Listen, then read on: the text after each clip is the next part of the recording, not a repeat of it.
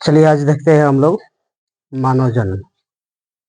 मानव जनन सबसे पहले ये देखेंगे कि मानव जनन जो है जनन की जो क्रिया इसके पहले पढ़ाए गए थे आप लोगों को कि जनन क्या है। तो जनन एक ऐसी प्रक्रिया है जिसके द्वारा कोई भी जीव अपने जैसे नए जीवों की उत्पत्ति करता है। वैसे ही मानव में भी लैंगिक जनन होता है। ठीक है, जनन की दो क्रिया होती है जिसमें लैंगिक जनन होता है, अलैंगिक जनन होता है। तो मानव एक ऐसा प्राणी है जिसमें लैंगिक जनन की क्रिया होती है। मानव के बारे में बताया जाता है कि मानव जो है एक लिंगी प्राणी है। मानव एक लिंगी प्राणी है जिसमें लैंगिक विरूपता पाई जाती है। ठीक है, मानव में सेक्सुअल डाइमॉर्फिज्म, सेक्सुअल डाइमॉर्फिज्म का मतलब होता है लैंगिक विरूपता। और लैंगिक विरूपता का मतलब बाबू कि लैंगिक विरूपता क्या है, तो ऐसा लक्षण या वैसा बाहरी बनावट जो यह स्पष्ट करता है कि मेल और फीमेल जो है सेपरेट होते हैं। ठीक है, तो मानव एक लिंगी प्राणी है जिसमें नर जननांग और मादा जननांग अलग अलग सदस्यों में पाया जाता है। और कुछ ऐसे बाहरी गुण होते हैं जो ये निर्धारित करते हैं कि नर कौन है और मादा कौन है। ठीक है, अब हम लोग देखेंगे कि मानव जनन की जो क्रिया होती है, ठीक है, मानव जनन के लिए जनन के लिए जो अंग आवश्यक होते हैं उनको जनन अंग कहते हैं। ठीक है, मतलब किसी भी कार्य को संपन्न करने के लिए एक विशेष प्रकार के अंगों के समूह की आवश्यकता पड़ती है जिसको अंग तंत्र कहते हैं। और वैसे ही एक अंग तंत्र होता है जनन तंत्र। और जनन तंत्र जो होता है, जनन तंत्र के बारे में बताया जाए कि जनन अंगों से मिलकर बना होता है। ठीक है, जनन अंगों से मिलकर बना हुआ तंत्र जो जनन की क्रिया में सहायता करता है उसको जनन अंग कहते हैं। अब कह रहा है कि बाबू जनन अंग जो है वह दो प्रकार का होता है। रिप्रोडक्टिव ऑर्गन जो है वह दो रूपों में पाए जाते हैं। मनुष्य में जनन अंग दो रूपों में पाया जाता है।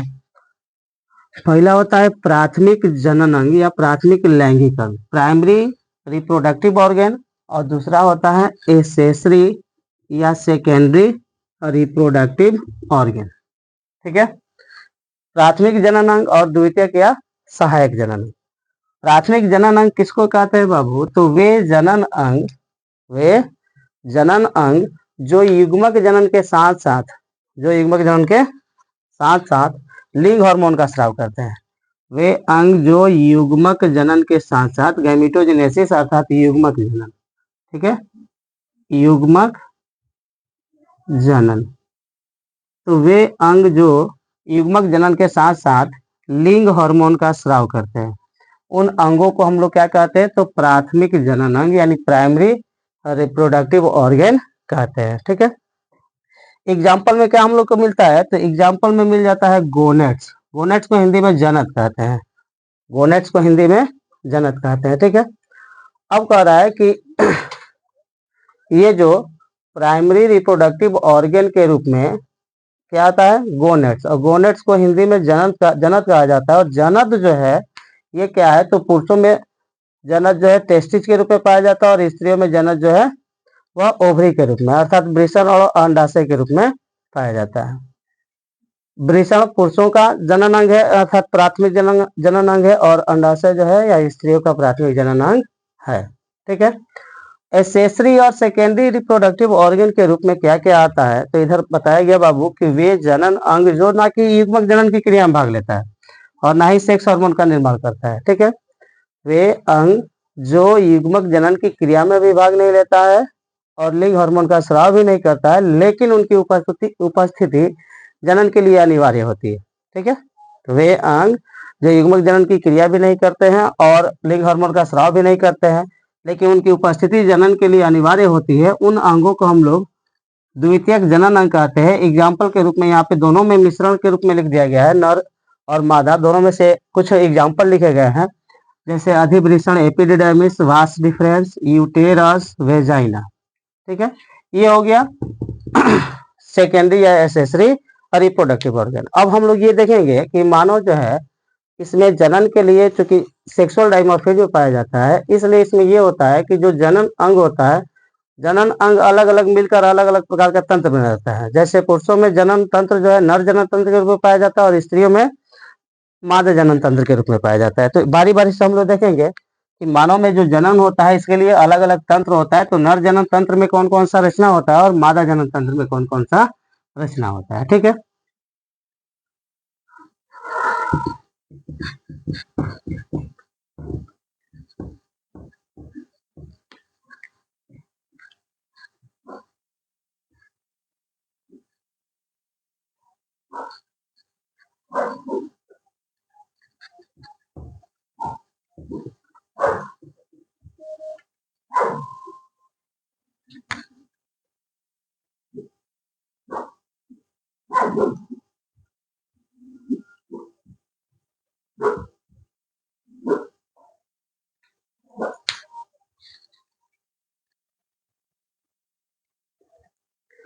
अब हम लोग देखेंगे नर जनन तंत्र। ठीक है, तो नर जनन तंत्र जो होता है इसको हम इंग्लिश में लिखते हैं मेल रिप्रोडक्टिव सिस्टम।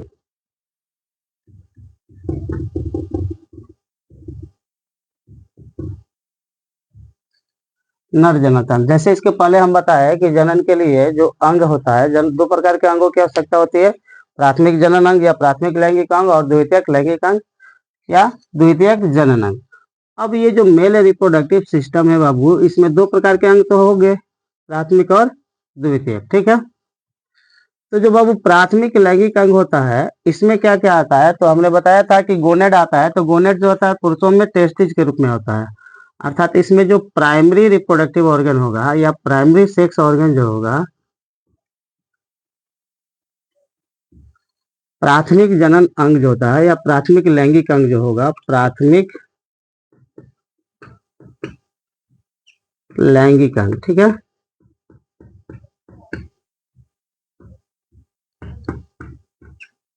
प्राथमिक लैंगिक अंग जो होगा वह पुरुषों में किस रूप में पाया जाएगा, तो टेस्टिस के रूप में। ठीक है, वृषण के रूप में पाया जाएगा। जबकि इधर एसेसरी या सेकेंडरी रिप्रोडक्टिव जो ऑर्गन होगा, एसेसरी या सेकेंडरी सेक्स ऑर्गन, ठीक है, द्वितीयक या सहायक जो जनन अंग होगा वह किस किस रूप में पाया जाएगा, तो सबसे पहले यहाँ पे देख लें हम लोग कौन कौन से रूप में पाया जाएगा। तो इसमें पाया जाएगा एपिडिडाइमिस,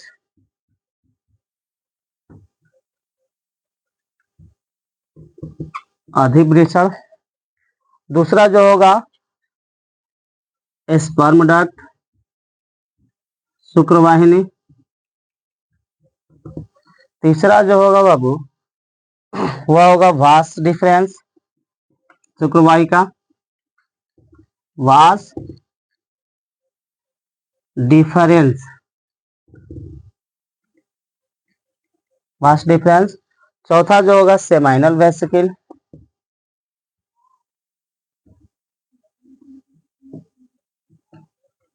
शुक्राशय। चौथा जो पांचवा जो होगा वो होगा इजैकुलेटरी डक्ट,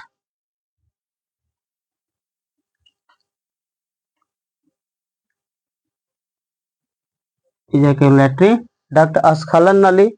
इसके बाद होगा Volvo urethral gland, prostate gland, Volvo urethral gland, prostate gland, Volvo urethral gland, Volvo urethral gland. ठीक है, इसके अलावा क्या हो सकता है, इसके अलावा दो रचना और होता है, जैसे यूरेथ्रा और पेनिस। ठीक है, तो ये सभी हो गया एसेसरी या सहायक जनन अंग। और इधर जो हो गया वृषण अकेले जो है यह चीफ ऑर्गन हो गया रिप्रोडक्टिव सिस्टम का, अर्थात मेल रिप्रोडक्टिव सिस्टम का जो चीफ ऑर्गन होता है, मुख्य अंग जो होता है वो होता है वृषण। ठीक है, किसी भी सिस्टम में एक चीफ होता है, चीफ का मतलब कि पूरा सिस्टम जो है उसी पर डिपेंड होता है। ठीक है, पूरा सिस्टम उसी पर डिपेंड होता है कि चीफ जो होगा अर्थात चीफ ऑर्गन जो है इस रिप्रोडक्टिव सिस्टम में चीफ ऑर्गन जो है वह वृषण है, टेस्टिज है। बाकी ये सभी क्या है, तो एसेसरी या सेकेंडरी रिप्रोडक्टिव ऑर्गन है। ठीक है, तो अब बारी बारी से इसको हम लोग एक एक करके देखेंगे कि वृषण जो है आखिर ये होता कैसा है। ठीक है, तो अब हम लोग का अगला हेडिंग होगा बाबू वृषण। ठीक है,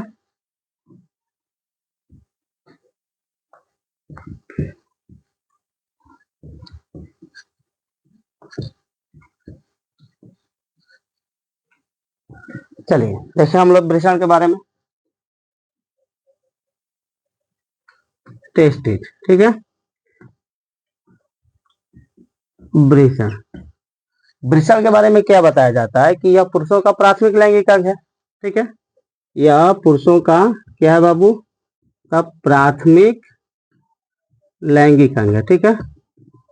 प्राथमिक लैंगिक अंग है जो जोड़े में पाया जाता है, जोड़े में पाया जाता है। यह पुरुषों का प्राथमिक लैंगिक अंग है जो जोड़े में पाया जाता है, ठीक है। अब कह रहा है कि वृषण जो है, ठीक है, यह उदर गुहा के बाहर होता है, ठीक है। लेकिन होता क्या है बाबू कि भ्रूणीय विकास के दौरान, यानी जब एक बच्चा गर्भाशय में विकसित हो रहा होता है, उस स्थिति में ये जो वृषण होता है, जिसको टेस्टिकल के नाम से भी जानते हैं, ठीक है। वृषण का दूसरा नाम होता है टेस्टिकल, टेस्टिकल। तो वृषण जो है यह विकसित होने के दौरान, अर्थात कहेंगे कि भ्रूणीय विकास के दौरान वृषण उदर गुहा के अंदर होता है, ठीक है। लेकिन जन्म के कुछ महीने पहले यह वृषण जो है उदर गुहा के बाहर आ जाता है, और उदर गुहा के बाहर आता है तो यह कहाँ स्थित होता है, तो यह उदर गुहा के बाहर आ जाता है, जिसकी वजह से इसको हम लोग एक्स्ट्रा एब्डोमिनल ऑर्गन, ठीक है। वृषण को एक्स्ट्रा एब्डोमिनल ऑर्गन भी कहा जाता है, ठीक है। क्यों कहा जाता है, क्योंकि यह उदर गुहा के बाहर होता है। अब बताया जाता है कि वृषण जो है यह उदर गुहा के बाहर होता है, लेकिन फिर भी एब्डोमिनल कैविटी से अटैच रहता है, ठीक है। तो वृषण उदर गुहा के बाहर होने के बाद भी उदर गुहा से अटैच रहता है, तो किसके द्वारा अटैच रहता है, तो उसको हम लोग कहते हैं स्पर्मेटिक कॉर्ड, स्पर्मेटिक कॉर्ड, ठीक है। वृषण जो है उदर गुहा के बाहर किसके द्वारा जुड़ा होता है, तो वृषण रज्जु के द्वारा, ठीक है। वृषण रज्जु के द्वारा जुड़ा रहता है। अब बताया जाता है कि ये जो वृषण होता है यह ओवल इन शेप, अंडाकार होता है। किस आकार का होता है, तो अंडाकार होता है, oval in shape, oval in shape, अंडाकार होता है, ठीक है। वृषण जो है वह अंडाकार होता है। अब इसका आउटलाइन डायमीटर जो होता है वो कैसा होता है, तो बताया जाता है बाबू कि वृषण का जो डायमीटर होता है, ठीक है, इसकी लंबाई जो होती है वो होता है 3 से 5 सेंटीमीटर। वृषण की लंबाई 3 से 5 सेंटीमीटर। चौड़ाई जो होती है वो बताया जाता है 2.5 सेंटीमीटर। वृषण की चौड़ाई 2.5 सेंटीमीटर होती है। वृषण का जो मोटाई होता है बाबू, वृषण की मोटाई जो है वह कितनी होती है, तो लगभग 3 सेंटीमीटर होती है, ठीक है। तो ये वृषण का डायमीटर हो गया कि वृषण जो है 3 से 5 सेंटीमीटर लंबा होता है, 2.5 सेंटीमीटर चौड़ा होता है और 3 सेंटीमीटर मोटा होता है। प्रत्येक वृषण का जो वजन होता है, वेट ऑफ टेस्टेज, ईच टेस्टेज, प्रत्येक वृषण का वजन जो है बाबू वह कितना होता है, तो वृषण का वजन लगभग 12 ग्राम होता है, ठीक है। एक वृषण का वजन 12 ग्राम होता है। वृषण का तापमान जो है, टेम्परेचर जो होता है, वृषण का तापमान शरीर के तापमान से 2 से 3 डिग्री सेल्सियस कम होता है, ठीक है। वृषण का तापमान शरीर के तापमान से 2 से 3 डिग्री सेल्सियस कम होता है। तो ये हो गया वृषण की बाहरी संरचना, आउटलाइन क्लासिफिकेशन ऑफ टेस्टेज, ठीक है। वृषण को बाहर से देखने पर यह कैसा नजर आता है, तो बताया गया कि यह पुरुषों का प्राथमिक लैंगिक अंग है जो जोड़े में पाया जाता है। इसको एक्स्ट्रा एब्डोमिनल ऑर्गन कहते हैं, ठीक है। बाह्य उदरीय अंग कहा जाता है। बाह्य उदरीय अंग क्यों कहा जाता है, तो हमने बताया कि भ्रूणीय विकास के दौरान टेस्टिस जो है वह उदर गुहा में पाया जाता है, लेकिन जन्म के कुछ महीने पहले यही वृषण जो है उदर गुहा से बाहर आ जाता है, ठीक है। तो उदर गुहा से बाहर आ जाता है, तो उदर गुहा से बाहर आने की वजह से इसको एक्स्ट्रा एब्डोमिनल ऑर्गन कहा जाता है, ठीक है।